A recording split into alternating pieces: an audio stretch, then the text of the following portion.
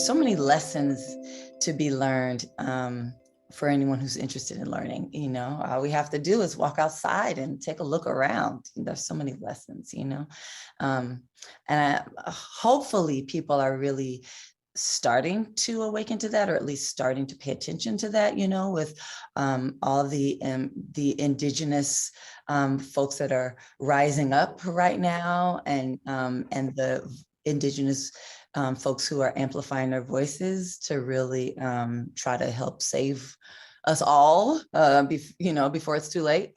In a lot of ways, it's already too late, but we're gonna just keep plucking away, right? Keep chipping away at the beast until we try to right this ship a bit. But yes, there are definitely lessons everywhere. And even in some work for the last show, I was inspired to learn a little bit more about the redwood trees and their process of healing from wounds or injuries or fires. And anywhere we look in nature, we can find a lesson for how to manage something in our own lives better, right? For how to, I was using the redwood trees process of growing new bark around new cells around their wounds, and just still being able to be these great, magnificent giants that can live for thousands of years, and they still have every single wound. They carry every single wound inside of them, right? I was using that as a lesson in how to grieve, and as I'm trying to figure out my own process with grief, my own relationship to grief, looking to the redwood trees as a teacher, right? We can look to how nothing is ever wasted in nature, as a really big lesson. I'm trying to do that right now, and not be so wasteful with food, or with water, right? There's so many lessons to be learned. I just happen to be integrating them into art. But I know in the USF show, there was also a film that was shown as well, and you play music, and I'm sure you're vibrating with whatever inspires you, in nature. So we all have our part. We all have our part.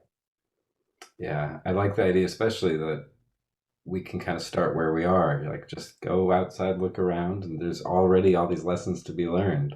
It's not some kind of far off thing, like, how will I ever learn these lessons? Like, no, they're all around us all the time.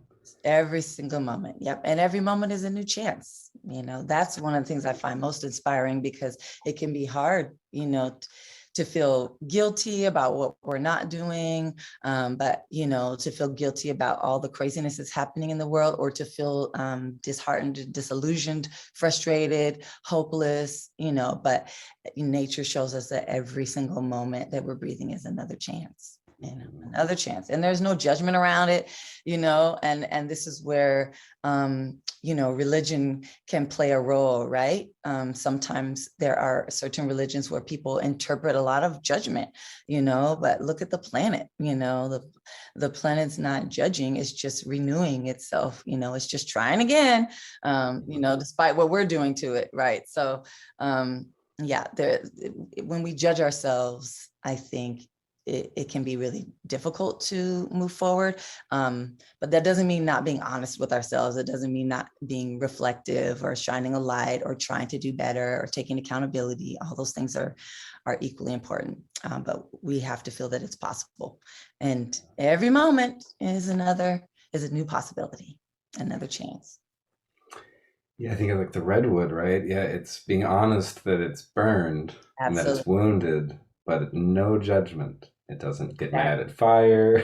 Exactly. It just grows, Yeah. no matter what. It just grows. Yeah, yeah, and it also does protect itself. It has like this twofold process where it will secrete protective, defensive things, as well as growing new cells, right? So, and that's where truth plays a really big part, right? That's where narrative plays a really big part. You know, in this world right now, in this country right now, there are people who really want to hold on to certain stories, and they only want to teach certain stories, right? But when we look at the truth, we can all, you know, for lack of a better phrase, everybody can be set free, because nothing good's going to happen if if we don't start from a place of truth, right?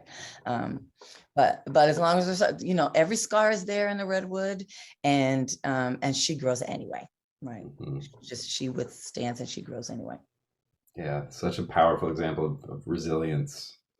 And especially, I mean, these days, more and more people are talking about, you know, ecological grief and needing to learn like new ways to grieve. Like the problems we're facing on such a scale, like we aren't used to this. And so, you know, and you're like, well, we could kind of just look around and we have all these great role models for how to deal with trauma and grief. Especially redwoods talk about historical trauma. They're like, yeah, we've been around for a few thousand years and Exactly. We've seen seen some stuff. everything you could possibly complain about. We've seen it, right? Yeah. Yeah. Everything you possibly have, everything you've even thought about enduring, everything your ancestors endured, we were right here. Yeah. Yeah. Certainly, certainly.